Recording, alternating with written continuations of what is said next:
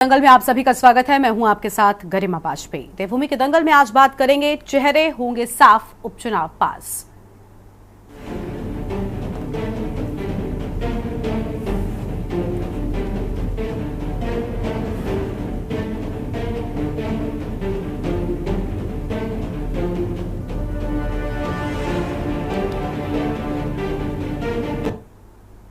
उत्तराखंड की केदारनाथ विधानसभा सीट में होने वाले उपचुनाव के लिए समय बेहद कम है। सितंबर महीने की विदाई के साथ ही मुश्किल से 20 दिनों का समय रह गया है। 29 अक्टूबर को नामांकन की अंतिम तारीख है, लेकिन अब तक भाजपा कांग्रेस अपने अपने प्रत्याशियों का चयन नहीं कर पाए हैं। कांग्रेस में एक ओर जहां प्रत्याशियों के पैनल पीसीसी को न भेजकर सीधे दिल्ली भेजना आसान है, तो वहीं दूसरी ओर में भी एक नाम प्रस्ती नहीं बन पा रही है। इस बीच केदारनाथ के दिवंगत विधायक शैला रानी रावत की बेटी ऐश्वर्या रावत की एक फेसबुक पोस्टर ने पार्टी के भीतर हलचल मचा दी है। इस पोस्ट में ऐश्वर्या की ओर से केदारनाथ विधानसभा सीट से टिकट की दावेदारी का संकेत दिया गया है, जिसे पार्टी नेतृत्व ने गंभीरता से लिया है। हालांकि ऐश्वर्या का कहना है कि उनका फेसबुक अकाउंट हैक कर ये पोस्ट डाली गई और इस संबंध में उन्होंने पुलिस में शिकायत भी दर्ज कराई है। इतना ही नहीं, ऐश्वर्या रावत ने नामांकन प्रपत्र भी खरीद लिया है। ऐश्वर्या का कहना है कि उन्हें पूरी उम्मीद है कि पार्टी उन्हें टिकट देगी। इस बीच उत्तराखंड कांग्रेस में प्रत्याशी चयन की प्रक्रिया लंबी खिंचती जा रही है और इस संबंध में भेजे गए पर्यवेक्षक दल की रिपोर्ट के बाद उपजे विवाद पर विराम लगाते हुए आखिर एआईसीसी ने प्रदेश कांग्रेस कमेटी से ही नामों का पैनल मांगा है। शनिवार को आपको बता दें कि कांग्रेस की बड़ी बैठक भी देहरादून में हुई है और इस दौरान आगे की रणनीति पर मंथन किया गया है। तो वहीं समाजवादी पार्टी ने केदारनाथ उपचुनाव में कांग्रेस प्रत्याशी का समर्थन करने का भी ऐलान किया है। अब सवाल यह है कि आखिर क्यों भाजपा कांग्रेस प्रत्याशी को लेकर अब तक निर्णय नहीं कर पाई है। करेंगे इसी पर चर्चा, लेकिन उससे पहले एक नजर डालिए आज की इस खास रिपोर्ट पर।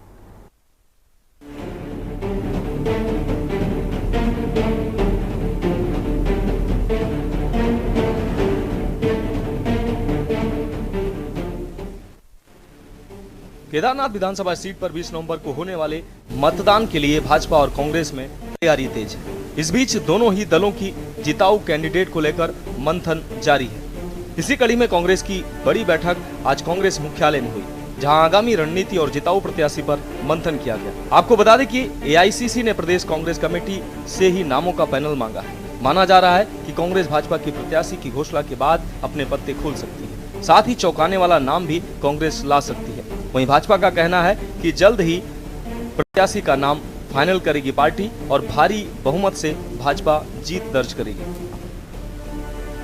भारतीय जनता पार्टी के प्रत्याशी घोषित होने के बाद हमारे भारतीय जनता पार्टी के प्रदेश के सभी वरिष्ठ नेतागण, हमारे प्रदेश के प्रभारी, हमारे आदरणीय मुख्यमंत्री जी, प्रदेश अध्यक्ष जी और पूर्व मुख्यमंत्री गण नामांकन में शामिल होंगे और केदारनाथ उपचुनाव के लिए हमारे केदारनाथ विधानसभा क्षेत्र में नामांकन के लिए कार्यकर्ताओं द्वारा पूरी तैयारी की जा रही है और भव्य और दिव्यता के साथ नामांकन का कार्यक्रम संपन्न होगा। देखिए, केदारनाथ उपचुनाव में कांग्रेस पार्टी जिस भी कांग्रेस के कार्यकर्ता को चुनाव लड़ने का आदेश करेगी, उसके पीछे हम सब मिल करके देगा। आप देखिए कि हम सब एक हैं, हम सब ने उसके पीछे लग करके और बद्रीनाथ का इतिहास कांग्रेस पार्टी केदारनाथ में भी दोहराएगी। कांग्रेस मतलब केदारनाथ के लोग, केदारी लोग भारतीय जनता पार्टी के कारनामों से, जो उनका कारोबार खत्म हो गया, जो उनकी ज़मीनें उजाड़ दी, जो उनका पर्यटन व्यवसाय खत्म कर दिया, जो उनका होटल व्यवसाय खत्म कर दिया, जो उनके खच्चर घोड़े खच्चरों की रोजी रोटी खत्म कर दी, और जो 31 जुलाई की आपदा के बाद केदारनाथ के लोगों के साथ जो इन सरकार ने व्यवहार किया है। देखिए, सारे दुनिया के यात्रियों को हेलीकॉप्टर में नीचे लाए, लेकिन केदारनाथ के रहने वाले मूल निवासियों को धुतकार करके, लाठी मार करके पुलिस ने हेलीपैडों से भगाया है। हमारा 12-12, 13-13 साल का बच्चा भी उस आपदा में पैदल आया है। तो केदारनाथ के लोग इस सब का जवाब देने के लिए तैयार बैठे हैं और कांग्रेस के जिस भी सिपाही को टिकट मिलेगा, हम सब उसके पीछे डटकर खड़े रहेंगे। आपको बता दें कि इसी साल 9 जुलाई को केदारनाथ से भाजपा विधायक शैला रानी रावत के निधन के कारण केदारनाथ विधानसभा सीट खाली हुई थी। वहीं चुनाव तारीखों के ऐलान के साथ ही भाजपा कांग्रेस में खुलकर नाराजगी और गुटबाजी भी देखने को मिल रही है। केदारनाथ की दिवंगत विधायक शैला रानी रावत की बेटी ऐश्वर्या रावत ने बिना नाम लिए अपनी ही पार्टी के नेता आशा नौटियाल पर गंभीर आरोप लगाए, साथ ही दावेदारी के संकेत भी दिए हैं। जिसे पार्टी नेतृत्व ने गंभीरता से लिया है। हालांकि ऐश्वर्या का कहना है कि उनका फेसबुक अकाउंट हैक कर ये पोस्ट डाली गई है और इस संबंध में उन्होंने पुलिस में शिकायत भी दर्ज कराई है। इतना ही नहीं, ऐश्वर्या रावत ने नामांकन प्रपत्र भी खरीद लिया है। आगामी भविष्य में आप देखिएगा जो हालत केदारनाथ विधानसभा में भारतीय जनता पार्टी की है, यही हालत उसकी हर विधानसभा में होने वाली है, क्योंकि गरम गरम खा के मुंह जला लिया है महेंद्र भट्ट जी ने अपना।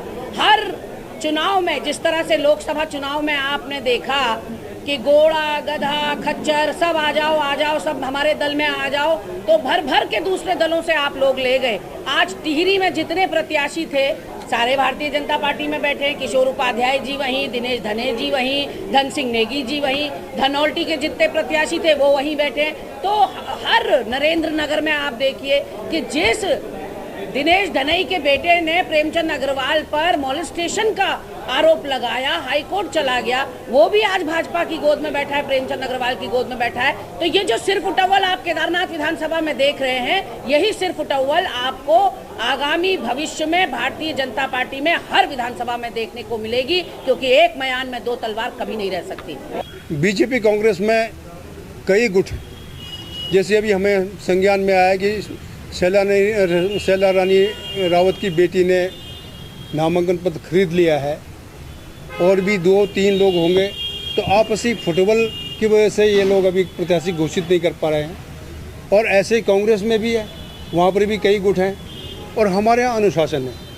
हमारे यहाँ एक आदमी का नाम आया, 2-3 हमने उनको समझा दिया है और जो वरिष्ठ साथी हैं उनको हमने घोषित कर दिया है। तो हमें पूरा भरोसा है कि हम एकजुट होकर के, और इस समय क्योंकि उपचुनाव है तो हमने अपने केंद्र के तमाम लोगों को निर्देशित कर दिया है कि आप सारे के सारे लोग, क्योंकि हम धनबल में पीछे हैं, भारतीय जनता पार्टी का क्या जा रहा हो, तो इलेक्टोरल बॉन्ड के नाम से हम अरबों रुपये उनके पास हैं, वो तो झोंक देंगे।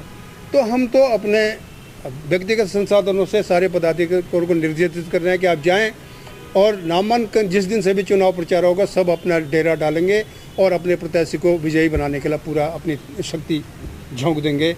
और हमें भरोसा भी है कि उत्तराखंड की जनता 24 सालों में पता चलो कि पेपर भर्ती लीक से, मूल निवास से सब लोग तंग हो चुके हैं। हमारी सड़कें के किनारे सारी ज़मीनें बीच गई, अब हमारी ग्रामीण ज़मीन पे भी लोगों की नज़र है। तो कम से कम अब लोग महसूस कर रहे हैं और हमें भरोसा है कि इस बार केदारनाथ की जनता इस आवाज़ को सदन में पहुँचाएगी। कुल मिलाकर केदारनाथ उपचुनाव के लिए समय बेहद कम है। वहीं भाजपा कांग्रेस में प्रत्याशी को लेकर अब तक निर्णय नहीं लिए हैं। ऐसे में क्या माना जाए कि दोनों ही दलों में सिर फुटबॉल की स्थिति है? क्या माना जाए कि भाजपा केदारनाथ उपचुनाव में भी परंपरा को कायम रखते हुए शैला रानी रावत की पुत्री को टिकट देगी? देखना होगा 23 नवंबर को होने वाली मतगणना में क्या कुछ परिणाम सामने आते हैं। Uttarakhand desk report.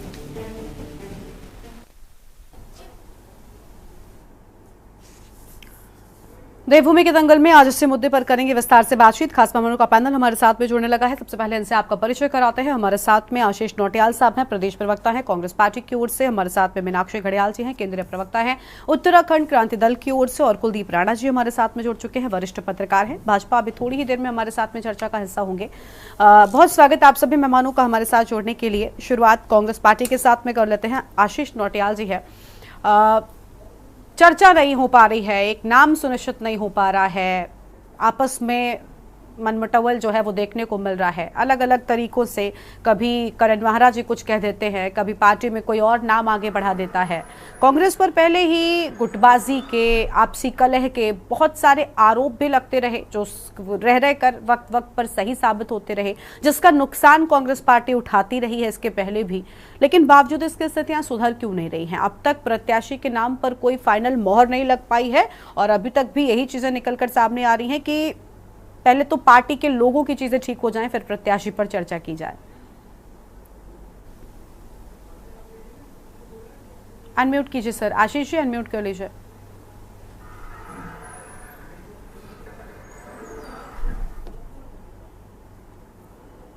हेलो गरिमा जी, आवाज आ रही है? जी आपकी आवाज आ रही है, बोलिए। देखिए, कांग्रेस पार्टी एक बड़ी पार्टी है और जहां लोग होते हैं वहां पे कहीं ना कहीं सुनने को भी मिल जाता है। कई नेता हैं जो चुनाव लड़ना चाहते हैं, हर कोई तैयारी करता है, क्योंकि एक दिन में तो ऐसा नहीं होता कि तैयारी कोई ना करे और टिकट फाइनल हो जाए। तो तैयारी करने का सबका अधिकार होता है और सब तैयारी करते हैं। उसके बाद पैनल बनाए जाते हैं जो उनमें से नाम छंटनी करते हैं, देखते हैं कितने मजबूत दावेदार हैं, उनके पैनल में नाम आगे जाते हैं, कोई नाम वहां भी छटाई होती है। तो इस तरह से समय लग जाता है पार्टी के अंदर, इस तरह टिकट बंटवारे में किसको टिकट दिया जाए, सही कैंडिडेट टिकट मिलना चाहिए। तो इसमें कोई बड़ी बात नहीं है। देखिए अब चुनाव नजदीक है और आवेदन की प्रक्रिया से पहले ही आवेदन सभी पार्टियां करेंगी, तो निश्चित ही पूरा यकीन है कांग्रेस पार्टी एक अच्छा जो जनता जिसको चाहे उस प्रत्याशी को उठाएगी और निश्चित जनता को जो है जनता जवाब देगी। भारतीय जनता पार्टी के कारनामों का उत्तराखंड के अंदर जिस तरह भारतीय जनता पार्टी ने हाल किए हैं हर क्षेत्र में, चाहे महिलाओं के, चाहे युवाओं के, चाहे बेरोजगारों के, चाहे आप स्वास्थ्य के क्षेत्र में आप कहीं की बात कर लें। और केदारनाथ के साथ तो भारतीय जनता पार्टी का पता नहीं कौन सा ऐसा नाता है जो केदारनाथ के अंदर हर तरीके की हरकत इन्होंने वहीं करने का प्रयास किया है। सोना चोरी से लेकर तीर्थ पुरोहितों के मकान तोड़ने से लेकर वहां की शिला को उठाकर ले जाने, हर तरीके का काम इन्होंने वहां करा है। तो निश्चित जनता इन चुनावों में इसका जवाब देगी और विकास की राजनीति को वोट मिलेगा, कांग्रेस पार्टी का प्रत्याशी विजय होगा। तो इसी उम्मीद के साथ हम लोग अपना प्रत्याशी बहुत जल्दी तय करने वाले। ठीक है, आपके पास में लौटेंगे। मीनाक्षी घड़ियाल जी हमारे साथ में है, केंद्रीय प्रवक्ता है उत्तराखंड क्रांति दल की ओर से। मीनाक्षी जी, हालांकि यूकेडी का बहुत खास इसमें वो नहीं है, लेकिन बावजूद इसके जो उपचुनाव होने जा रहा है, इस उपचुनाव में प्रत्याशी के नाम को लेकर बड़ा मंथन हो रहा है। मतलब ऐसा नहीं है कि ये सिर्फ कांग्रेस पार्टी के साथ ही है, बीजेपी भी उतनी कश्मकश में है। एक तरफ बीजेपी में नामों को लेकर चर्चा हो रही है, दूसरी ओर फेसबुक पोस्ट के माध्यम से कुछ लोग अलग अलग तरह के संकेत देने का प्रयास कर रहे हैं। तो क्या है ये पार्टी स्तर पर चीज़ें मिसमैनेजमेंट हो रही हैं या फिर समझ नहीं पा रहे हैं सभी दलों के लोग कि आखिर किसको उतारा जाए? दोनों को क्योंकि डर है, क्योंकि जो केदारनाथ की सीट है यहाँ पर कहीं ना कहीं दोनों के सामने इस बार अग्नि परीक्षा है। देखिए गरिमा जी, सबसे पहले तो मैं आपके चैनल के माध्यम से एक इन्फॉर्मेशन दे देती हूँ कि उत्तराखंड क्रांति दल ने अपना कैंडिडेट केदारनाथ के लिए घोषित कर दिया है। वो हमारे उत्तराखंड क्रांति दल के पुराने मेंबर हैं और साथ ही बड़े लगन के साथ उन्होंने वहां पे मुद्दों को भी उठाया है और वहां की जनता के साथ लगातार कांटेक्ट में भी हैं। दूसरी चीज मैं ये कहूंगी कि जो इन पार्टीज के अंदर जो सर फुटअव्वल की बात हो रही है, अव्वल तो ये मेरा दायरा है ही नहीं, ये अपनी पार्टी में जो मर्जी करें, लेकिन जिस प्रकार से इन्होंने राजनीति का आज स्तर बना दिया है, गरिमा जी आप ही सोचिए कि ऐसी क्या मतलब इंटरेस्ट है कि इतना सर फुटअव्वल एक टिकट के लिए हो रहा है। विधायक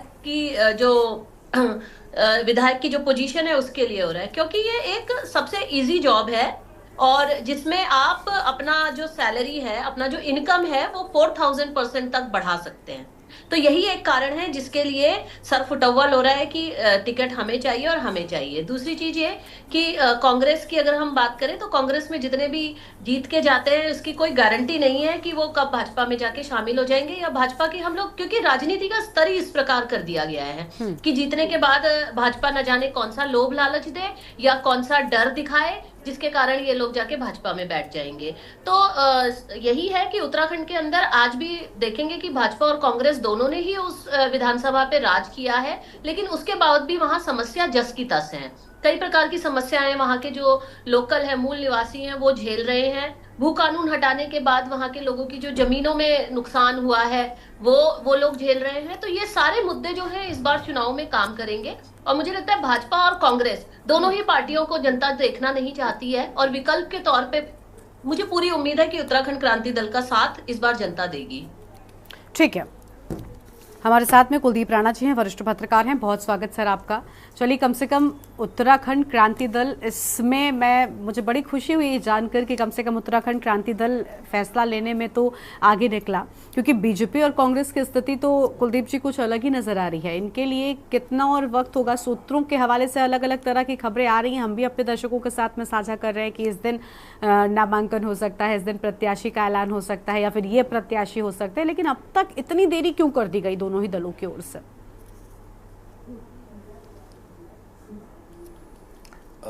देखिए गरिमा, केदारनाथ का चुनाव दोनों राजनीतिक दलों के लिए बहुत मायने रखता है। ये मात्र एक सीट का चुनाव नहीं है, ये दोनों दलों में राजनीतिक क्षमताओं का चुनाव है, राजनीतिक नेतृत्व का चुनाव है। ठीक, भाजपा में ये निर्धारित करेगा राजनीतिक नेतृत्व मुख्यमंत्री पुष्कर सिंह धामी के कौशल के, उनके 3 साल की जो सरकार की उपलब्धियां रही हैं उन तमाम सारी चीज़ों की। और कांग्रेस में ये निर्भर करेगा कि जो वर्तमान प्रदेश अध्यक्ष हैं करण मारा, उनका राजनीतिक कौशल, उनका संगठनात्मक कौशल क्या है, वो किस तरह से इस चीज़ को आगे बढ़ा पाते हैं, क्योंकि 2 चुनाव में कांग्रेस विजेता रही है उपचुनाव में। ठीक, लेकिन और जिस तरीके से यूकेडी ने अपना प्रत्याशी इसमें घोषित किया है, हालांकि यूकेडी चुनाव को लेकर के कभी उतनी गंभीर दिखी नहीं है जितनी गंभीरता की उम्मीद प्रदेश की जनता यूकेडी से करती रही है, और यूकेडी ने समय के साथ जनता को बहुत निराश भी किया है। ठीक है, लेकिन अभी जो स्थितियां बनी हुई हैं, जो सरफुटावल है, उसका एक बड़ा कारण ये है कि दोनों राजनीतिक दल एक दूसरे की तरफ देख रहे हैं, एक दूसरे की राजनीतिक चालों को समझने की कोशिश कर रहे हैं। भाजपा के लिए इस देरी का एक बड़ा कारण जो मैं समझ पा रहा हूँ वो ये है क्योंकि 2 उपचुनाव में भाजपा की जो स्थिति रही है उसको लेकर के वो अभी जल्दबाजी के मूड में नहीं है। ठीक है, वहीं कांग्रेस की देरी का कारण मैं ये समझ रहा हूँ कि जिस तरीके से उसको लगता है कि उसने 2 उपचुनाव में उसकी जीत हुई है, तो उसके बाद वो ये भी कोई कसर नहीं छोड़ना चाहती है कि उनकी छोटी सी गलती और केदारनाथ पर भारी पड़ जाए। ठीक है, वहीं चूँकि ये अक्सर ये कहा जाता है ना कि जो उपचुनाव होते हैं वो सत्ताधारी दल की तरफ से लड़े जाते हैं, सत्ता की तरफ से उसमें चीज़ें होती हैं, ज़्यादा प्रभावी उसमें रहती हैं चीज़ें। ठीक, तो इस समय चूँकि प्रदेश में भाजपा की सरकार है, तो भाजपा प्रत्याशियों में एक उमंग इस तरह की भी है कि भाई जो ही प्रत्याशी इस समय आएगा तो उसकी मेहनत से ज़्यादा सरकार की मेहनत इस समय चुनाव में दिखाई देगी, पार्टी की मेहनत इसमें ज़्यादा में चुनाव में दिखाई देगी। ठीक है ना, इसीलिए भाजपा ने अपने मंत्रियों की एक बड़ी सूची निकाली जिसमें बड़े संख्या में मंत्री जो है केदारनाथ क्षेत्र में जाकर के काम कर रहे हैं। मुझे तो आश्चर्य इस बात का हुआ कि इतने मंत्री तो 2013 की आपदा में भी केदारनाथ में नहीं थे जितने मंत्री इस समय चुनाव में वहाँ पे जुटे हुए हैं। तो इससे समझा जा सकता है कि केदारनाथ चुनाव दोनों के लिए क्यों महत्वपूर्ण है। ठीक, अब आने वाले समय में ये एक बड़ी भूमिका में केदारनाथ का चुनाव दिखने जा रहा है, क्योंकि मैं अक्सर देखिए आपके चैनल पे मैंने ये बात रखी है कि भाजपा ने जिस तरीके से जो भाजपा का नैरेटिव रहा है हिंदुत्व को लेकर के, धर्म और संस्कृति को लेकर के भारत की, उसमें जब भाजपा ने राम मंदिर के निर्माण को लेकर के बात उठी, उनका एक बड़ा आंदोलन इस पर रहा। भाजपा का गठन भी राम मंदिर के मुद्दों को लेकर के रहा, है ना। तो जब राम मंदिर का शिलान्यास हुआ और उसके बाद जो लोग वहाँ पे प्रभु श्री राम की मूर्ति का अनावरण हुआ, सारी चीज़ें हुई, है ना, तो उसके बाद क्या हुआ कि फैजाबाद की सीट भाजपा हार गई। तो एक बड़ा आंदोलन जो भाजपा के लिए एक संजीवनी था, उसमें क्या निकल कर के आया परिणाम। फिर भारत के 4 धामों में से एक महत्वपूर्ण धाम बद्रीनाथ धाम में भले वहाँ कांग्रेस के प्रत्याशी जीते थे और उन्हीं के सीट छोड़ने से वो उपचुनाव हुआ, तो वो सीट दोबारा से कांग्रेस के पास आ गई। लेकिन मैसेज दूसरी तरीके से ये फ्लोट हुआ कि भाई और उसमें कांग्रेस काफ़ी हद तक कामयाबी हुई कि भाई हमने बद्रीनाथ की सीट भी इनसे छीन ली है। ठीक है ना। तो अब देश के 12 ज्योतिर्लिंगों में से एक भगवान केदारनाथ की के नाम से जो केदारनाथ की लोक विधानसभा सीट है, वहाँ उपचुनाव होने जा रहा है। तो इस तरीके से अगर ये उपचुनाव अगर थोड़ा सा भी इधर या उधर हुआ तो भाजपा के लिए और उसके जो राजनीतिक नैरेटिव है, जो उसके वैचारिक ऊर्जा का केंद्र रहा है, उस पर सीधा प्रभाव डालता हुआ दिखाई देगा, इसका सीधा प्रभाव उसमें पड़ता हुआ दिखाई देगा। इसलिए भाजपा ये नहीं चाहेगी कि इस सीट को किसी भी तरीके से उनके खिलाफ ये चीज़ें जाएं। तो वो बहुत मतलब एक समय लेकर के बहुत सोच समझ करके प्रत्याशी उतारने की भूमिका में दिखाई दे रही है। गरिमा, देखिए, सोच समझकर विचार करके ही यहाँ पर सभी पार्टियों की ओर से कदम बढ़ाए जाने की बात कहीं ना कहीं निकलकर सामने आ रही है। लेकिन सबसे बड़ी बात यह कि कहीं ना कहीं बहुत सारी चीज़ें ऐसी भी हैं जो पार्टी डर रही है कि ये चीज़ें कहीं उनके नुकसान में न चली जाएं। शायद यही वजह है कि एक लंबा वक्त और लंबा मंथन चल रहा है। ठीक है, हमारे साथ में बीजेपी के प्रवक्ता कमलेश सोनियाल जी भी जुड़ चुके हैं। बहुत स्वागत कमलेश जी आपका के न्यूज़ इंडिया पर। कमलेश जी, इतनी देरी क्यों, और केदारनाथ के उपचुनाव में बीजेपी क्या बाजी मार पाएगी, क्योंकि फिलहाल अब तक तो प्रत्याशी के नाम पर ही कोई मोहर नहीं लग पाई है?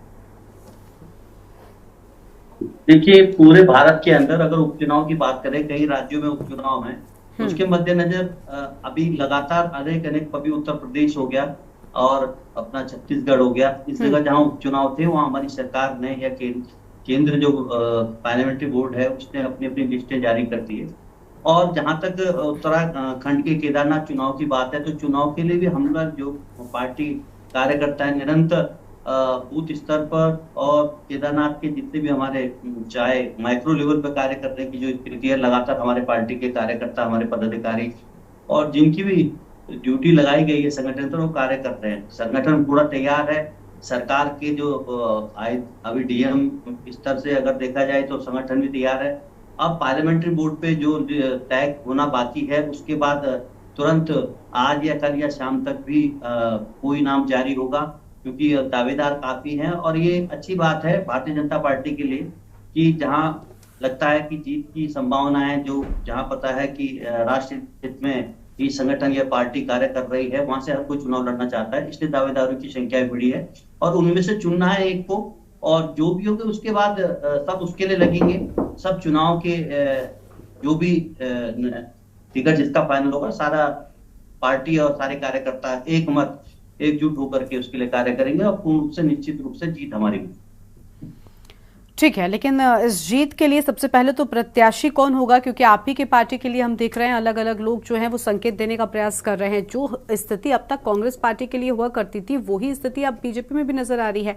कहीं बीजेपी को डर तो नहीं है? मैं ये सवाल ही आपसे एक और सवाल आपसे करना चाहूंगी कि उपचुनाव हुए थे बद्रीनाथ और मंगलौर में और वहां पर स्थितियां बिल्कुल उलट हो गई थी, तो क्या यही वजह है कि इस बार फूक फूक कर कदम रखने का प्रयास बीजेपी की ओर से है? देखिए, अगर पूर्व के उपचुनाव है, चाहे वो बद्रीनाथ की है, चाहे मंगलौर सीट के अंदर, हरिद्वार के अंदर जो चुनाव हुए उपचुनाव, उसके मद्देनजर भी ऐसा नहीं है कि वहाँ हमारे पूर्व में विधायक थी, वो सीट ऑलरेडी पहले कांग्रेस के पास ही थी, दोनों सीटें। और जहां तक आप मंगलौर की हम लोग बात करते तो मंगलौर में हमने एक तरह से अच्छी जीत नहीं कह सकते हैं, तो एक अच्छी स्थिति बनाई।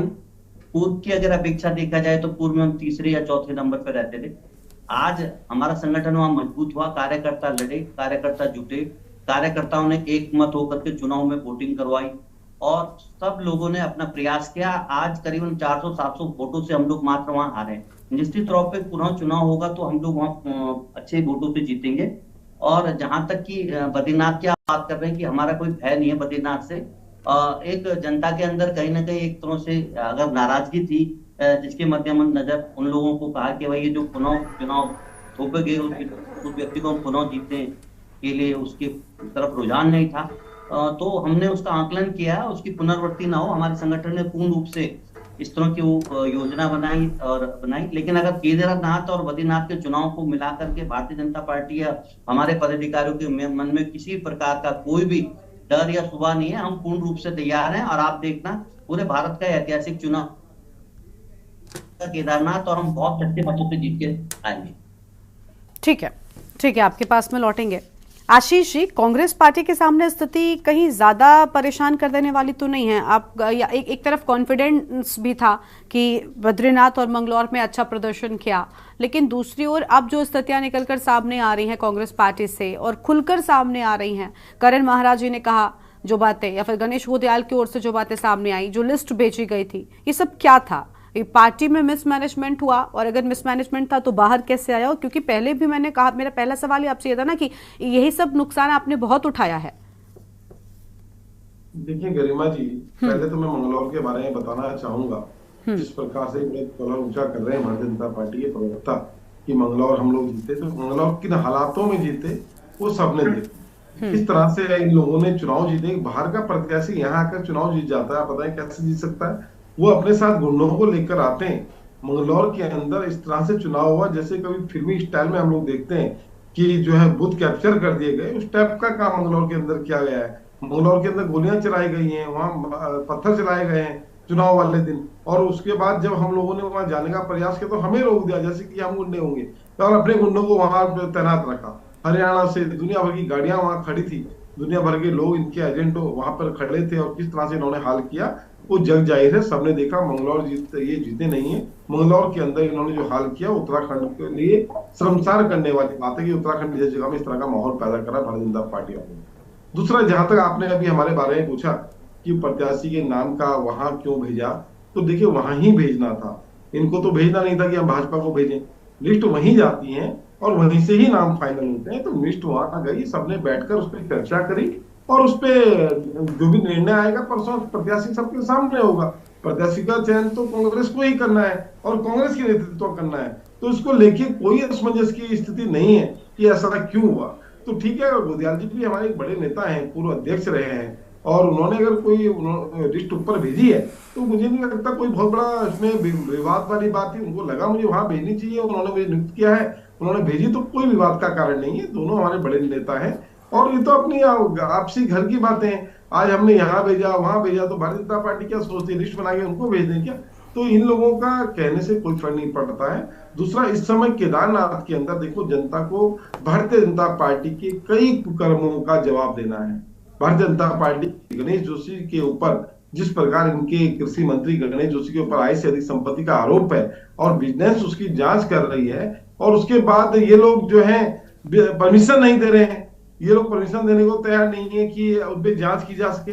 और जो कोर्ट में जो जज इसका फैसला सुना रहा था उसको इन्होंने ट्रांसफर कर दिया। अब नया जज आया, तो ये तो जनता देखिए कि भारतीय जनता पार्टी किस तरह तानाशाही कर रही है और अपने लोगों को बचाने के लिए किस हद तक गिर सकती है, जनता देख रही है।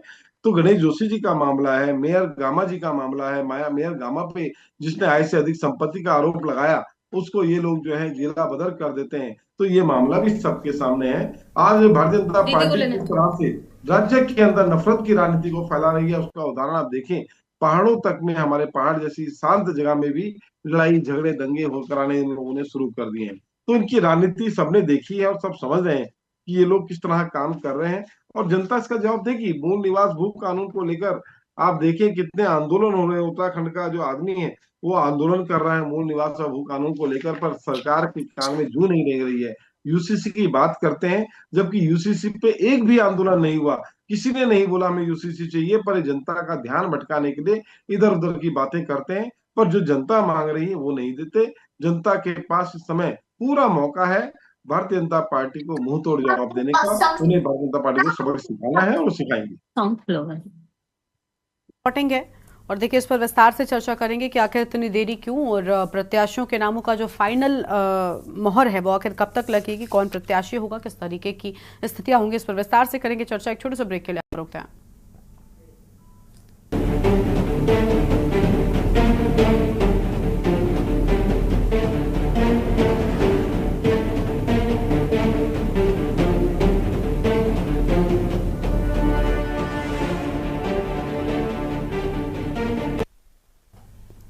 ब्रेक के बाद देवभूमि के दंगल में आप सभी का स्वागत है। खास मेहमान हमारे साथ में लगातार बने हुए हैं।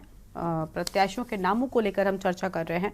हमारे साथ में कुलदीप राणा जी हैं। कुलदीप जी, देखिए दोनों ही सीटें दोनों ही दलों के लिए खास है, सभी दलों के लिए। यूकेडी भी जिस तरीके से चुनाव में उतरी हुई है, लेकिन सबसे बड़ी बात यह कि बैठकें हो रही हैं। आज कांग्रेस की भी बड़ी बैठक हुई है, बीजेपी भी सभी चीज़ों पर विचार विमर्श कर रही है, क्योंकि बद्रीनाथ और मंगलौर की चीज़ें हुई उसके बाद तो और ज़्यादा स्थिति विकट हो गई। हालांकि उसके पहले तक सब सीट था, सभी सीटों पर चाहे लोकसभा के चुनाव के नतीजे हो बीजेपी बड़ी कॉन्फिडेंट थी, लेकिन ये सीट ऐसी हो गई जबकि कहीं ना कहीं सिंपैथी भी बीजेपी के ही साथ में जा सकती है। बावजूद इसके बीजेपी ने एक लंबा वक्त लिया है। कहीं बीजेपी से इंतजार में तो नहीं कि कांग्रेस पहले प्रत्याशी उतारते?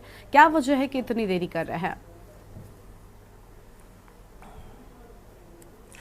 बिल्कुल गरिमा, एक रणनीतिक वजह तो यह भी हो सकती है जो आपने बताई, ठीक है, लेकिन दूसरा एक जो इसमें बड़ी वजह है मैं देख रहा हूं, जो धरातल पर चीजें हो रही हैं यहाँ पे। दरअसल पिछले कुछ समय से ये देखने में आया है कि भारतीय जनता पार्टी के भीतर जो संगठनात्मक स्तर पर तो चीजें बड़ी व्यवस्थित हैं, वहाँ सारी चीजें व्यवस्थित हैं, चीजों को लेकर के कोई उस तरह का एक स्वरूप मतलब विरोधाभास नहीं देखने को मिलता है। लेकिन जो ग्राउंड लेवल पे जो स्थितियां हैं वहाँ थोड़ा सा स्थितियां भाजपा की उसकी रणनीतिक सोच से इतर हैं। वहाँ जरूर चूंकि प्रत्याशियों को, जो प्रत्याशी जिस तरह से उभर करके आ रहे हैं और जो टिकटॉक के दावेदार वहाँ पे निकल करके आ रहे हैं, तो ग्राउंड लेवल पर थोड़ा सा एक बड़ी सिरफुटअव्वल भाजपा के भीतर दिखाई दे रही है। कुछ लोग ऐश्वर्या जो शैला रानी जी की, स्वर्गीय शैला जी की सुपुत्री हैं, उनके पक्ष में दिखाई दे रहा है कि भाई वो दिवंगत जो आत्मा हैं शैला जी, उनके परिवार को ये टिकट मिलना चाहिए। तो कुछ लोग अन्य प्रत्याशी जो अन्य दावेदार रहे हैं पहले भी, उनके पक्ष में दिखाई दे रहे हैं। ठीक है, तो एक बड़ी समस्या का कारण ये भी है क्योंकि चुनाव तो ग्राउंड लेवल पे लड़ा जाना है, और अगर वोट बैंक यहीं से अगर भटक गया, वोटर्स अगर यहीं से भटक गए, तो भाजपा के लिए एक नुकसानदेह स्थिति हो जाएगी। तो भाजपा को अपने उस कुनबे को समेटना ग्राउंड लेवल पे वो एक बड़ी चुनौती बना हुआ है, ताकि जो वोट हैं वो एक पक्ष में जा सके। कांग्रेस में स्थिति जस्ट इसके उलट है। कांग्रेस में ग्राउंड लेवल पर तो चीज़ें साफ हैं, ठीक, लेकिन वहाँ जो असली सुरपुटाबल है वो संगठनात्मक स्तर पर है। क्योंकि अभी हमने देखा, ये सारी चीज़ें सामने रही हैं, किसी से छुपी नहीं हैं कि पर्यवेक्षक जो आए थे उनको लेकर के प्रदेश अध्यक्ष का क्या बयान आया था, ठीक है, और उसके बाद वहाँ हरीश रावत जी को लेकर के, हरीश रावत गुट का क्या बयान आया। फिर इधर से जो बैठक हुई परसों, वहाँ पे जो दिल्ली में बैठक हुई, उसमें बहुत सारी चीज़ें इस तरह की दिखाई दी जिसने चीज़ों को लेकर के भाजपा के भीतर, कांग्रेस के भीतर चल रहे अंतर्कलह को उजागर करने का काम किया। अभी कल यहाँ पर हरीश रावत जी ने एक प्रेस वार्ता का कार्यक्रम किया था, उसमें उन्होंने कुछ राजनीतिक संदेश देने की कोशिश की।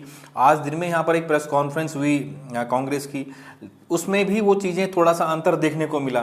तो जो ये एक बड़ा संगठनात्मक जो बिखराव है ऊपर की तरफ, ये कांग्रेस में है, लेकिन वहाँ नीचे ग्राउंड लेवल पे स्थितियाँ ठीक हैं। अब जो मेन है वो है प्रत्याशी का चुनाव, और प्रत्याशी के चुनाव को लेकर के कांग्रेस में स्थिति सिरपुटाबल है, क्योंकि जो गुटों में बटी कांग्रेस है उसमें हर गुट चाहता है कि मेरा प्रत्याशी इस समय चुनाव लड़े। ठीक है, हरीश रावत जी के प्रत्याशी अलग हैं जो सुनने में आ रहा है, वहीं ये भी सुनने में आ रहा है कि प्रदेश अध्यक्ष करण महारा के प्रत्याशी अलग हैं, वो किसी और प्रत्याशी को लेकर के उनका रुझान है। ठीक है, वहीं ये सारी चीज़ें कांग्रेस में हैं। भाजपा में चीज़ों को लेकर के ये है कि वहाँ अभी ग्राउंड लेवल पे दावेदार बहुत हैं, लेकिन पार्टी हाईकमान किस चीज़ को, उनका पार्लियामेंट्री बोर्ड किस प्रत्याशी को तय करता है। तो ये दोनों चीज़ें हैं, दोनों जगह चीज़ें थोड़ा सा उलझी हुई हैं। बस ये है, फ़र्क इतना है कि कांग्रेस में ऊपरी लेवल पे उलझी हुई हैं संगठनात्मक स्तर पे, तो भाजपा में ग्राउंड लेवल पे उलझी हुई है, और ये एक देरी का बड़ा कारण निकल करके इसमें आ रहा है। जवाब ले लेते हैं आशीष जी। आशीष जी, आवाज मिल रही है? हेलो, हाँ जी, आ रही है। आशीष जी, क्या प्रत्याशी के नाम का चयन हो चुका है? ठीक है, आपने ऑफिशियली अनाउंस नहीं किया है। देखिए, वो प्रक्रिया में है और परसों तक चयन भी हो जाएगा। मैं आज भी प्रभारी जी देहरादून आ रखे हैं, सह प्रभारी जी, और परसों तक नाम का ऐलान भी हो जाएगा। एक दिन रह गया, उसके बाद कल को इन लोगों का होना है, परसों हमारा होना है। तो ये प्रक्रिया है, ये तो चलती रहती है और उससे पहले ही होना है। जीत को लेकर दावेदारी आप दोनों की ओर से खूब मजबूती के साथ में हो रही है, लेकिन आपको लग रहा है कि जो हाल हुआ था बद्रीनाथ और मंगलौर में, क्या उसी उम्मीद के साथ में, उसी स्पिरिट के साथ में कांग्रेस यहाँ पर आगे बढ़ रही है? देखिए, उससे भी अच्छी स्थिति में हम लोग आएंगे, और निश्चित देखिए, जनता को जो लगेगा कि इस फायदा है, जनता उसे वोट देगी। देखो, 5 साल में जनता के द्वार पे जरूर जाना पड़ता है, और ये समय आ गया जनता के द्वार में, 2.5 साल में ही आ गया समझे तो। और सबने देखा मुख्यमंत्री जी को किस तरह से बोल रहे हैं, ये वाली विधानसभा मेरी है। अरे मुख्यमंत्री जी ये बात क्यों भूल जाते हैं? उनकी कोई एक विधानसभा नहीं है, उत्तराखंड के अंदर सारी विधानसभाएं मुख्यमंत्री की होती हैं। सारी विधानसभाओं में जो है कार्य मुख्यमंत्री को करना पड़ता है। अगर आपको काम करने में इंटरेस्ट था तो आप उस समय कर लेते, उनकी भी आत्मा को शांति मिलती कि चलो मेरे टाइम पर काम हुआ, पर नहीं, उस टाइम पर कुछ काम करने को तैयार नहीं हुए। आज घोषणाएं कर रहे हैं वहां जाकर कि हम ये करेंगे वो करेंगे। सिर्फ घोषणा स्पष्ट है, घोषणाएं करना, झूठी घोषणाएं करना इनका काम है, और जनता देख रही है। उत्तराखंड जैसी शांत जगह में अगर आप लोग दंगे करवाने का काम कर रहे हैं तो इल्जाम किस पे है? आज कोई भी घटनाएं, दुर्घटनाएं होती हैं तो ये उसे और फैलाने का काम करते हैं। ये भूल जाते हैं कि सरकार तो हमारी है। अगर आपकी सरकार में इस तरह की हरकतें हो रही हैं तो फिर कहाँ सुरक्षित होगा, कब सुरक्षित होगा? अभी कल को देख रहा था सोशल मीडिया में, एक मैसेज चला रहे थे भाजपा वाले कि जो है यहाँ पर माजरा की साइड कहीं पर कोई मिनी पाकिस्तान बन गया। अरे किसने बनाया? सरकार किसकी है? सरकार आपकी है, दायित्व तो आपका है। कौन रोकेगा इन चीजों को? तो ये लोग अपने आप को बचाने के लिए दूसरे के ऊपर इल्जाम डाल देते हैं कि इसमें दोष उसका है, इसका है, पर इनका कोई दोष नहीं है। आज देखें उत्तराखंड के अंदर कहाँ के लोग आकर बस गए, और इनको कौन बसा रहा है? आप 7-8 साल से सरकार चला रहे हैं, तो ये दायित्व तो आपका है ना। अब तो 2 जीत के बाद कांग्रेस ज्यादा कॉन्फिडेंस नजर आ रही है। 2 जीत के बाद काफी कॉन्फिडेंस कांग्रेस में है, ठीक है, अच्छी बात है। लेकिन सर अगर ये जो सिलसिला है वो चलता रहेगा तो ज्यादा बेहतर होगा, और उम्मीद है जैसा आप दावा कर रहे हैं, ठीक है, आप उसी के साथ में आगे बढ़ेंगे। चलिए आपके पास में आते हैं, कमलेश उनियाल जी का रुख कर लेते हैं, भाजपा प्रदेश प्रवक्ता है। कमलेश जी, कांग्रेस कॉन्फिडेंट है क्योंकि बद्रीनाथ मंगलौर में स्थिति उनके पक्ष में गई थी, और बीजेपी इस बार थोड़ा सा डरी हुई है, वापस से कब्जा करने के लिए वो पूरी स्पिरिट लगा रही है। लेकिन क्यों आखिर इस बार देरी कर रही है प्रत्याशी के नाम में, क्या चल रहा है? कहीं बीजेपी में भी तो, क्योंकि शैला रावत की बेटी ने जो संकेत दिया ये बहुत कुछ कह रहा है। बीजेपी में अमूमन ऐसी घटनाएं होती नहीं है। मैडम, मैं आपकी बात का जवाब दूंगा। आशीष जी हमारे कांग्रेस के प्रवक्ता, ये मीडिया के आगे अगर टीवी डिबेट में कोई बात अगर रखते हैं तो एक व्यूअर्स को एक इंफॉर्मेशन देने वाली बात है, तो उनके कुछ बिंदु थोड़ा मैं उन पर डालूंगा। ये कह रहे हैं कि भाई मंगलौर में आपने बूथ क्रैपिंग जैसी शादी वो कर दी है, मंगलौर में आपने दादागिरी दिखाई, मंगलौर में आपने बदमाशी दिखाई, ये हो गया साहब, वो हो गया। अरे मैं एक चीज बोलूंगा, उपचुनाव में प्रथम बार कोई पार्टी सिटिंग पार्टी रहते हुए भी हम लोग उपचुनाव हारे हैं। अगर ये उपचुनाव हम लोग जीत जाते हैं, अच्छे वोटों से जीत जाते हैं, जबकि हम जीते हुए समझते हैं अपने आपको, 400-500 जिस सीट पे हम तीसरे चौथे नंबर पे रहते थे, उसमें 400-500 सीटों से हम हार रहे हैं, तो हमारी स्थिति मजबूत हुई पहले से। दूसरी बात, अगर हम वहां जीत जाते थे, बोलते साहब देखो सरकारी मशीनरी का दुरुपयोग कर दिया, साहब सरकारी मशीनरी का दुरुपयोग हुआ इसलिए जीत गए। अरे आप हमारे, ये भी हमारे क्रेडिट में जुड़ना चाहिए। हमारी सरकार रहते हुए हमने निष्पक्ष चुनाव कराए, चाहे मंगलौर चाहे बद्रीनाथ में हो। आप उस समय इन्होंने जो रुदाली रोना रोते हैं ईवीएम का, उस समय तो कोई नहीं रो रहे थे। आप दूसरी अगर ये लोग बात करते हैं कि भाई साहब कि पहाड़ों में साहब दंगे हो रहे हैं, भू कानून की बात कर रहे हैं, हमने हर चीज के लिए समिति और कमेटी का गठन किया गया। पुष्कर सिंह धामी जी के नेतृत्व में जनता खुश है, जनता को पता है कि हमारा हित कहाँ है। आप ये देखिए ना, आज की स्थिति, अगर हरियाणा की ये बात करते हैं तो हरियाणा में साहब आप लोग जीत के आए, इनका ये आपके तो सर्वे पोल की स्थिति भी थी वहां पे। कई ऐसी चीजें हैं जिन चीजों की अगर हम लोग बात करते हैं, जनता जानती है। केदारनाथ की जनता के लिए भारतीय जनता पार्टी ने काम किया है, डबल इंजन की सरकार ने काम किया है। चाहे हम रोपवे की बात करते हैं, केदारनाथ एक्सप्रेस की बात करते हैं, केदारनाथ आपका, ठीक है, यानी आप अपने कामों को लेकर कॉन्फिडेंट हैं। चलिए ठीक है सर, अभी मीनाक्षी जी, काम के आधार पे हम लोगों को वहां पे जीत निश्चित अभी इस पर भी बात करते हैं। ठीक है सर, अभी कामों को देखिए, अभी तक प्रत्याशी पर हमने बात किया, अभी कामों को लेकर भी बात करते हैं कि क्योंकि केदारनाथ की स्थितियां अलग हैं, वहां उन चीजों को भी ध्यान में रख रही है कहीं ना कहीं सभी पार्टियां। ठीक है, यूकेडी की मीनाक्षी जी हमारे साथ में, एक बार उनका रुख कर लेते हैं। मीनाक्षी जी, दोनों ही दलों के बीच में एक अलग चर्चा है, लेकिन यूकेडी क्योंकि चुनावों में है तो किन मुद्दों के साथ जारी है? केदारनाथ की भौगोलिक स्थितियां अलग है, वहां पर किस तरीके से कार्य कर सकेंगे, क्या इन सभी चीजों के बारे में विचार किया है? जी बिल्कुल। दरअसल आज की तारीख में जो स्थिति हो गई है, चाहे केदारनाथ हो चाहे पूरे उत्तराखंड की हो, आज की तारीख में मुद्दों पे जो वहाँ के धरातली मुद्दे हैं उन्हीं पर चुनाव लड़ा जाना चाहिए। तो आप देखिए कि आंकड़ों में अगर हम देखेंगे कि इसको पर्यटन क्षेत्र बनाया गया, यहाँ पर कई जो तीर्थ यात्री हैं उनकी संख्या में काफी ज्यादा इजाफा हुआ, लेकिन उसके बावजूद आप देखेंगे कि रुद्रप्रयाग जैसा एक ऐसा जिला है जहाँ की पर कैपिटा इनकम सबसे कम है। तो ये इन दोनों चीजों को कंपेयर करना बहुत जरूरी है कि जब हमारा पर्यटन क्षेत्र इतना ज्यादा हमारे तीर्थ यात्री आ रहे हैं तो वहां के लोगों का इनकम जो है वो क्यों नहीं बढ़ रही है। दूसरी चीज, वहां पे जो पलायन है वो क्यों बढ़ रहा है।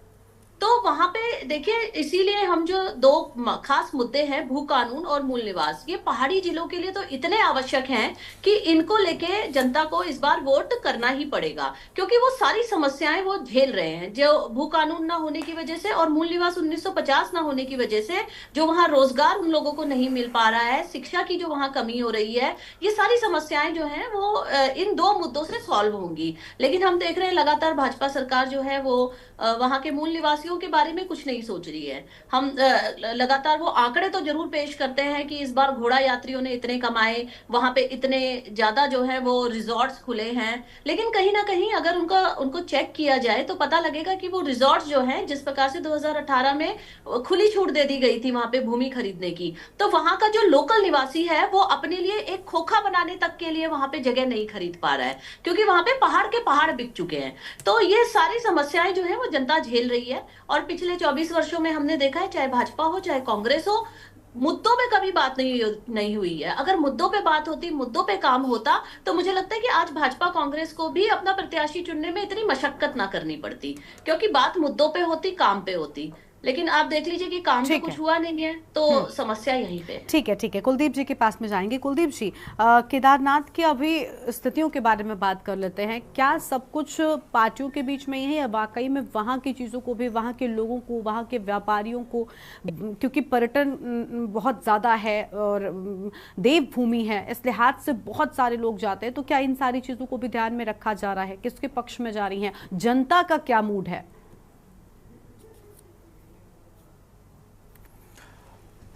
देखिए गरिमा, बात केदारनाथ की नहीं है जो विषय आपने अभी सवाल किया, क्योंकि उत्तराखंड बनने के बाद राज्य में एक बड़ा जो बुनियादी अंतर उभर करके आया, और ये अंतर दिन पर दिन ये खाई बढ़ती गई, वो है विकास कार्यों में आर्थिक विषमता। और ये आर्थिक विषमता का एक बड़ा कारण है मैदानी क्षेत्रों और पर्वतीय क्षेत्रों में जो परिसीमन है, उससे जो स्थितियां उत्पन्न हुई हैं। ठीक, अब जैसे एक उदाहरण के साथ मैं आपको बताऊं कि उत्तराखंड के सबसे बड़े जो जिले हैं वो 3 पर्वतीय जिले हैं, जिनमें चमोली, उत्तरकाशी और पिथौरागढ़ है। सबसे बड़ा जिला इस समय पिथौरागढ़ है, ठीक है, और उसके बाद उत्तरकाशी है, फिर चमोली है। चमोली जिले में विधानसभा की 3 सीटें हैं, लेकिन वो भौगोलिक रूप से इतना बड़ा जिला है कि उसमें देहरादून जिले जैसे कम से कम 4 से 5 जिले उसमें समा सकते हैं। वो भौगोलिक रूप से इतना बड़ा जिला है, ठीक है। लेकिन इतने बड़े भौगोलिक क्षेत्र में 3 विधायक, वहीं देहरादून जैसे छोटे भौगोलिक क्षेत्र में 10 विधायक हैं। एक विधायक की विधायक निधि है 5 करोड़ रुपए, तो देहरादून में एक साल में विधायक निधि कितनी मिली? 50 करोड़ रुपए। वहीं चमोली को कितनी मिली? 15 करोड़ रुपए। तो ये एक बड़ा बुनियादी अंतर आर्थिक विषमता का ये निकल करके आ रहा है। दूसरा, चूंकि पर्वतीय क्षेत्र है, वहां की भौगोलिक स्थितियां अलग है, तो वहां के निर्माण कार्यों में जो लागत आती है वो उसका एक अलग विषय होता है, ठीक है। जितनी लागत में देहरादून में 1 किलोमीटर की सड़क बनती है, उतनी लागत में पहाड़ में शायद 100 मीटर की सड़क भी ना बन पाए, ठीक है। तो ये तमाम सारी चीजें हैं जो पहाड़ के उत्तराखंड के पर्वतीय जिलों को इन विषमताओं को झेलना पड़ रहा है विकास के ग्राउंड पे, विकास के धरातल पे।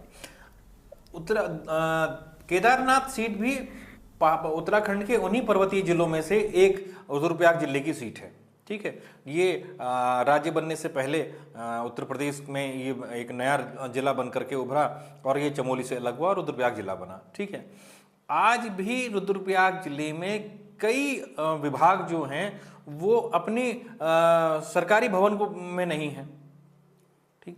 वो अभी कई विभाग जो है निजी भवनों में चल रहे हैं। इसका बड़ा कारण क्या है? उसका बड़ा कारण यही आर्थिक विषमताएं हैं, ठीक है। अब चूंकि रुद्रप्रयाग में केदारनाथ जी का धाम है जो भारत के 12 ज्योतिर्लिंगों में से एक है ना। उत्तराखंड की 4 धाम यात्रा का एक प्रमुख केंद्र है। चमोली में बद्रीनाथ जी का है, उत्तरकाशी में गंगोत्री और माँ यमुनोत्री का है, ठीक है। तो ये थोड़ा सा हमारे लाइमलाइट में आ जाते हैं और फोकस में आ जाते हैं। यही एक बड़ा कारण है कि राष्ट्रीय राजनीति का भी ये एक प्रमुख केंद्र बन जाते हैं, ठीक है। और इतनी सारी चर्चाएं भी हम लोग जो कर रहे हैं उसका एक बड़ा कारण भी यही है, क्योंकि ये राष्ट्रीय फलक पर ये क्षेत्र चमके हुए हैं, ठीक है। लेकिन जब हम विकास के धरातल पर देखते हैं तो ये जो आर्थिक विषमताएं हैं ये पहाड़ को पूरी तरीके से प्रभावित कर रही हैं, ठीक है। आज केदारनाथ की बात हो रही है तो केदारनाथ एक उदाहरण के तौर पर उभर करके आ रहा है, ठीक। और चाहे देखिए केदारनाथ में 2013 की आपदा पूरी दुनिया ने देखी, ठीक है। ये पहाड़ की एक बड़ी खूबसूरती है, ये पहाड़ के लोगों का एक जीवटता है कि इतनी बड़ी आपदा के बाद भी ये राज्य, इस राज्य के वासी लड़खड़ाई नहीं, ये राज्य दोबारा उठ खड़ा हुआ। यहाँ के राज्य के वासी दोबारा उठ खड़े हुए। कितने लोगों को आर्थिक मदद मिली, कितने लोगों को राजकीय सहायता मिली, कोई नहीं जानता। सच क्या है कोई नहीं जानता। सरकारी आंकड़े अपनी जगह होंगे लेकिन धरातल पर चीज़ें अपनी जगह पृथक हैं। लेकिन उसके बावजूद भी ये राज्य के वासी गिड़गिड़ाए नहीं, लोगों के सामने दोबारा उठ खड़े हुए।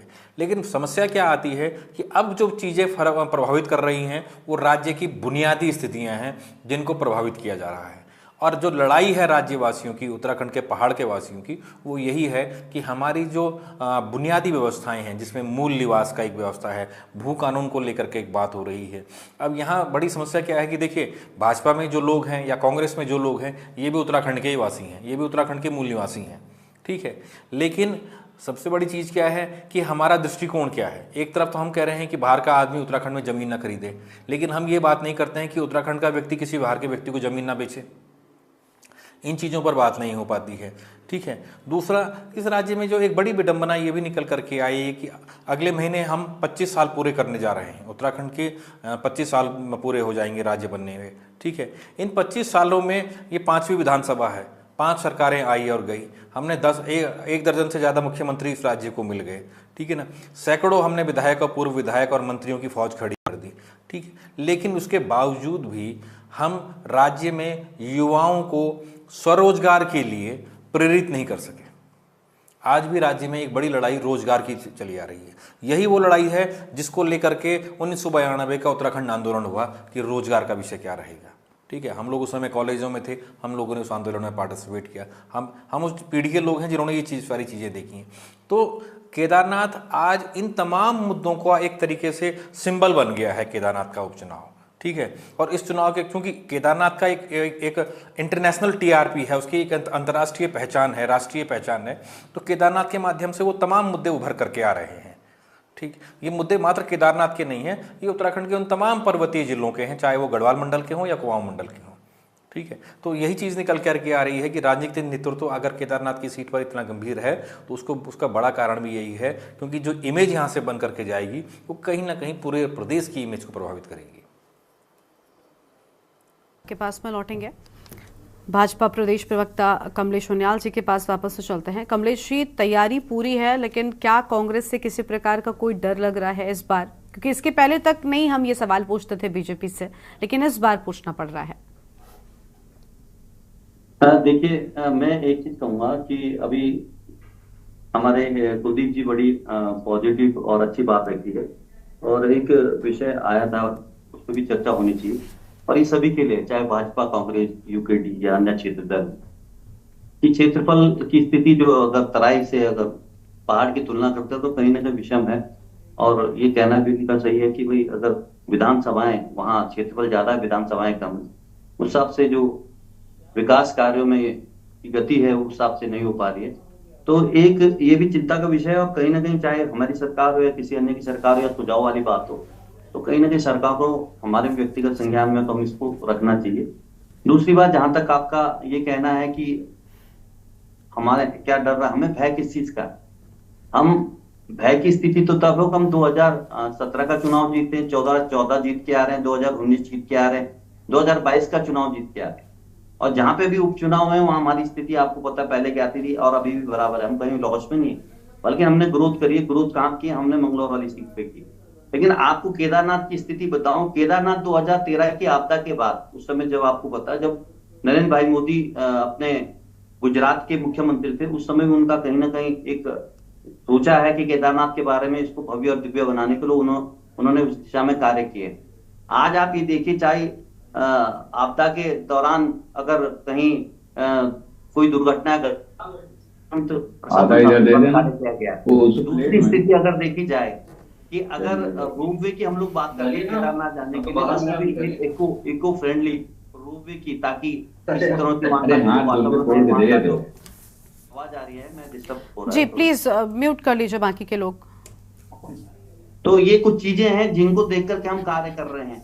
हमारा उद्देश्य, हमने गुमराह नहीं किया, हम जनता के ऊपर जो हम जनता को आज वोट मांग रहे हैं, तो जनता के लिए हमने कार्य किया। हमारी सरकार निरंतर कार्य कर रही है। आप ये देखिए, इन 10 वर्षों में या 12 वर्षों में, चाहे केंद्र की सरकार हो चाहे स्टेट की सरकार हो, निरंतर कार्य कर रही है। और निरंतर आज सड़कों की स्थिति देख लीजिए, और स्वरोजगार के क्षेत्र में मैं मानता हूँ एक बार को, कहीं ना कहीं अगर हम लोग सब सरकारी नौकरी की अगर सबको मिल नहीं सकती, उसकी एक लिमिटेशन है, लेकिन स्वरोजगार के लिए प्रेरित लोग कर रहे हैं। हमारे कई ऐसी योजनाओं, तराई क्षेत्र के लिए हमने अगर सब्सिडी 30% लगी, तो वही पहाड़ी क्षेत्रों में 15 और 20% सब्सिडी रख करके एक लोन का प्रावधान दिया गया है। और उसके अलावा आप देखिए वैकल्पिक ऊर्जा का बात हो, मत्स्य पालन की बात हो, भेड़ पालन की बात हो, कृषि उद्यान की बात हो, तो हमारी सरकार निरंतर योजनाएं निकालती है। और ऐसा नहीं, होम स्टे आज 5,000 से 6,000 होम स्टे काम कर रहे हैं, जो 2017 में त्रिवेंद्र रावत जी की कल्पना के टाइम पे के समय में जो चीज हुई, आज 5,000 6,000 होम स्टे काम कर रहे हैं, जो स्वरोजगार की और कहीं ना कहीं, क्योंकि आज की स्थिति अगर देखा जाए आज के परिप्रेक्ष्य के हिसाब से, कहीं ना कहीं युवाओं का एक अलग देखना है। कुछ लोग अपना सरकारी नौकरी में जाना चाहते हैं, कुछ लोग सिविल सर्विस में जाना चाहते हैं, कुछ लोग अपना बिजनेस करना चाहते हैं, कुछ लोग अपने सेल्फ हेल्प ग्रुप के द्वारा अपना काम करना चाहते हैं। तो कई पोटेंशियल है रोजगार स्वरोजगार के या रोजगार देने के, तो उसमें सरकार निरंतर कार्य कर रही है। हमें चिंता है, हमें यहाँ की जल जमीन जंगल की चिंता है। हम लोगों ने नित्य समिति और कमेटी के द्वारा पुष्कर सिंह धामी जी ने अभी जो भी चाहे वो भारी लोगों को जमीन देने वाली बात हुई, तो एक शासन स्तर पे हमने कार्य किया है। चाहे लैंड जिहाद और लव जिहाद की बात हो, उसमें हमारी सरकार काम कर रही है कि जो डेमोग्राफी चेंज ना हो। चाहे हम लोग अगर स्वास्थ्य की अगर हम लोग बात करते हैं क्षेत्र में निरंतर इन कार्य की बात करें, 19 कोविड के कार्य का, कोविड टाइम से जो गरीब तबका था उसके लिए, चाहे अनाज की बात कर रहे हैं, 2 टाइम भोजन की बात कर रहे हैं, चाहे स्वच्छ घर की बात हम लोग कर रहे हैं, चाहे हम वैकल्पिक ऊर्जा की बात कर रहे हैं, कुछ भी ऐसे कार्य हैं स्वास्थ्य के संबंधित। आप ये देखो पूरे उत्तराखंड ही एक ऐसा राज्य है जिसके अंतर्गत हर व्यक्ति, चाहे यहाँ स्टूडियो में बैठा हो कोई व्यक्ति हो, चाहे मैं हूं, सबके लिए 5 लाख का हेल्थ इंश्योरेंस कवर करता है। और स्टेट में अगर है अगर स्वास्थ्य बीमा योजना, तो वो एक गरीब तबके के लिए है, लेकिन उत्तराखंड के अंदर सभी के लिए योजना लागू है। ठीक है। तो इस तरह से स्वास्थ्य और हेल्थ हो निरंतर कार्य कर रही है, और इसी कार्य के दम पर हम लोग, चलिए ठीक है, उम्मीद है कि जल्द ही अब इन कार्यों के बाद तस्वीर जो है वो भी साफ हो जाएगी और सभी दलों की ओर से प्रत्याशी उतारे जाएंगे। बहुत शुक्रिया आप सभी का। कुलदीप जी आपका भी शुक्रिया हमारे साथ जुड़ने के लिए, चर्चा में आने के लिए, अपनी बात रखने के लिए। देवभूमि के दंगल में हम बात कर रहे थे केदारनाथ उपचुनाव को लेकर, जहां तस्वीर अब तक साफ नहीं है, सभी दलों की ओर से प्रत्याशी अब तक सामने नहीं आए हैं, लेकिन उम्मीद है कि जल्द ही प्रत्याशी सामने आएंगे और जब चुनाव होगा तो तस्वीर साफ हो जाएगी। देवभूमि के दंगल में इतना ही। आप देखते रहिए न्यूज़ इंडिया। नमस्कार।